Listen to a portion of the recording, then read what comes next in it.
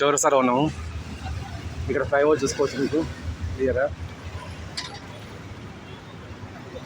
ఈ పెద్ద పెద్ద బిల్డింగ్స్ అన్నీ అక్కడ ఎదురుగా చూసుకుంటే డెలాయిట్ కంపెనీ లోగో.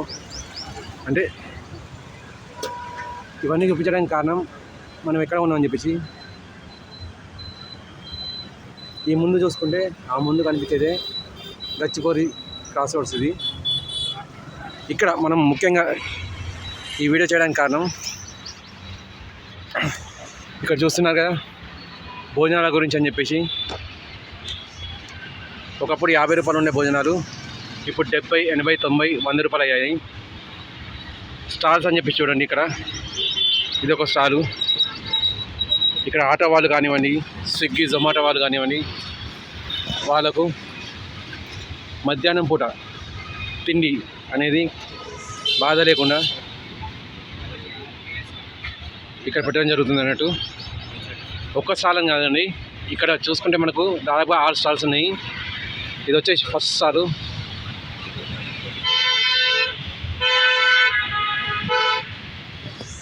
మరో స్టాల్కి వెళ్దాము. సెకండ్ స్టాల్ వచ్చేసి చూడండి, మనకు ఇది ఫ్లైఓవర్ పక్కనే ఉంది. ఇది వచ్చేసి సెకండ్ స్టాల్ అన్నట్టు. ఇక్కడ ఎవరున్నా కానీ మ్యాక్సిమం మనకు ఆటో వాళ్ళే కనిపిస్తున్నారండి. మ్యాక్సిమం తినేవాళ్ళు అంటే ఆటో వాళ్ళని కాదు, ఇక్కడ సాఫ్ట్వేర్ ఎంప్లాయీస్ కూడా వచ్చేసి తింటూ ఉంటారు. ఎవరైనా తినొచ్చు అని చెప్పేసి. వాళ్ళు వీళ్ళని చెప్పి తేడా ఏం లేదు.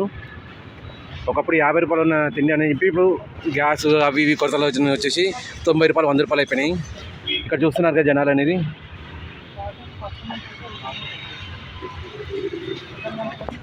మధ్యాహ్నం భోజనాలు ఎవరైతే క్యారీ చేసుకోలేరో, ఇళ్ళల్లో వండుకోలేరో వాళ్ళు వచ్చేసి ఇక్కడ తింటున్నారు అన్నట్టు. అది సెకండ్ స్టాల్ అయిపోయిందండి. ఇప్పుడు వచ్చేసి థర్డ్ స్టాలు.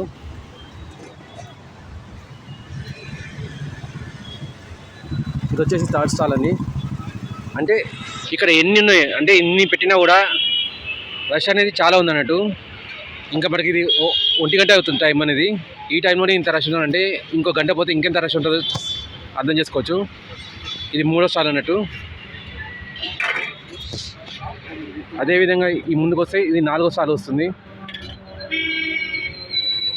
ఇక్కడ చూడండి మ్యాక్సిమం ఇక్కడ చూస్తున్నాం కదా ఫ్రెండ్స్, మ్యాక్సిమం ఆటో వాళ్ళు అన్నట్టు. అంటే సాఫ్ట్వేర్ ఎంప్లాయీస్ అని చెప్పేసి 1-2 కనిపిస్తున్నా కూడా మ్యాక్సిమం ఆటో వాళ్ళకైతే కడుపు నిండా భోజనం పెట్టే స్టాల్స్ అన్నట్టు. ఇది 4వ స్టాలు. ఇక్కడ వచ్చేసి చూడండి 1 గంటకి ఇంత రష్ ఉన్నారు. అంటే ఇంకో అరగంట గడిచిందంటే ఇంకా చాలా ఎక్కువ మంది వచ్చేస్తారు. అంటే రాజధానిలో తిండికి అనేది కొరత లేదు, కాకపోతే కాస్త డబ్బు వెచ్చించే వాళ్ళు ఉండగలిగితే సరిపోతుంది అన్నట్టు. ఇది 4వ స్టాలు. ఇకపోతే మనం అసలు విషయానికి వస్తున్నామండి. ఇక్కడ ఎవరు వచ్చినా ఎవరు తిన్నా 50 నుంచి 100 రూపాయల మధ్యలో ఖర్చు అనేది వస్తుంది. చికెన్ తినేవాళ్ళు చికెన్ తినొచ్చు, వెజ్ తినేవాళ్ళు వెజ్ తినొచ్చు, ఏదైనా కానీ. ఇక ముఖ్యంగా చెప్పుకోదలుచుకుంది ఇదిగోండి, ఇది వచ్చేసి MCH వాళ్ళు నడిపిస్తున్న 5 రూపాయల భోజనం. అక్కడ 4 స్టాల్స్ ఉన్నా ఇదిగోండి ఈ 5 రూపాయల భోజనం కాడ కూడా జనాలు అనేది క్యూల మీద ఉన్నారు, క్యూలు కడుతూనే ఉన్నారు. 5 నుంచి 10 మంది అనేది ఆన్ ది స్పాట్. అంటే ప్రతిసారి దాదాపు ఇది 11 గంటల నుంచి ఓపెన్ ఉందండి. నేను 11 గంటలకు చూశాను. అంటే అప్పుడు వేరే పని ఉండడం వల్ల దీన్ని గమనించుకోకుండా వెళ్ళిపోయాను. 11 గంటల నుంచి ఓపెన్ ఉంది, 11 నుంచి పెడుతూనే ఉన్నారు. అప్పటి నుంచి అనేది మినిమం 5 నుంచి 10 మంది అనేది ఉంటూనే ఉన్నారు. ఇది భోజనాలు వడ్డించే స్టాల్ అండి.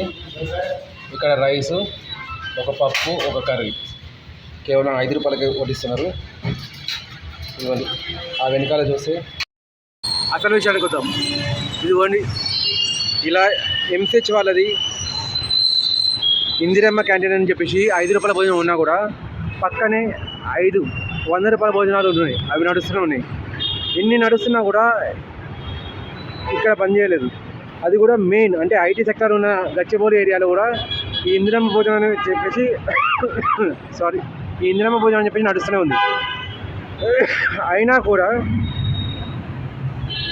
ఇదంతా పక్కన పెడితే ఇది హైదరాబాద్ సిటీ.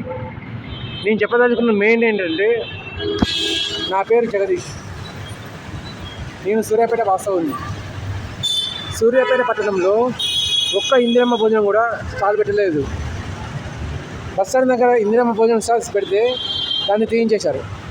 ఎందుకు తీయించారంటే మెయిన్ వాళ్ళు అక్కడ ఉన్న హోటల్ వాళ్ళ బిజినెస్ జరగట్లేదని చెప్పేసి, వాళ్ళ బిజినెస్ కోసం చెప్పేసి పేదవాళ్ళకు మిగిలే ఆ 20 రూపాయలు, 30 రూపాయలు, 40 రూపాయలు, 50 రూపాయలు, 100 రూపాయలు ఏదైనా అది మిగిలకుండా చేశారంటారు సూర్యాపేటలో ఉన్న వాస్తవ్యులు.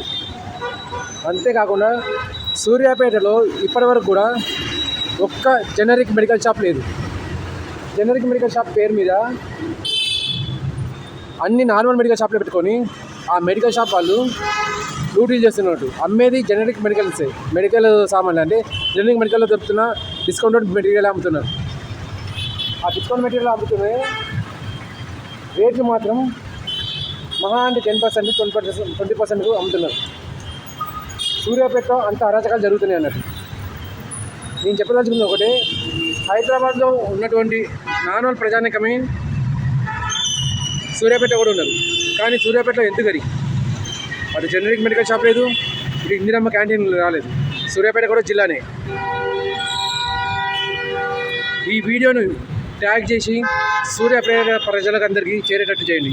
సూర్యాపేట ప్రజల ద్వారా వాళ్ళ నాయకులకు చేరేటట్టు చేయండి. నా వీడియో నాయకుల వరకు పోతుందని చెప్పి నాకు అనిపించడం లేదు. పోతే చాలా మంచిది. ఇప్పటికైనా నాయకులకు కాస్తైనా బుద్ధి వచ్చి ప్రజల కోసం ఈ ఇందిరమ్మ క్యాంటీన్లు, జనరిక్ మెడికల్ షాపులు పెడతారని చెప్పేసి ఆశిస్తున్నాను. మీ అందరికీ చేసే విన్నపం ఒకటేనండి, ఈ వీడియోను వీలైనంత ఎక్కువగా వాట్సాప్ గ్రూప్లలో, ఇన్స్టాగ్రామ్లో మీకు ఎక్కడ తోస్తే అక్కడ ఫార్వర్డ్ చేయండి. కనీసం సూర్యాపేట ప్రజలు వారి ఖర్చులను తగ్గించుకునే ఫెసిలిటీ మీరు ఇచ్చిన వారు అవుతారు. థ్యాంక్ యూ అండి. Thank you very much.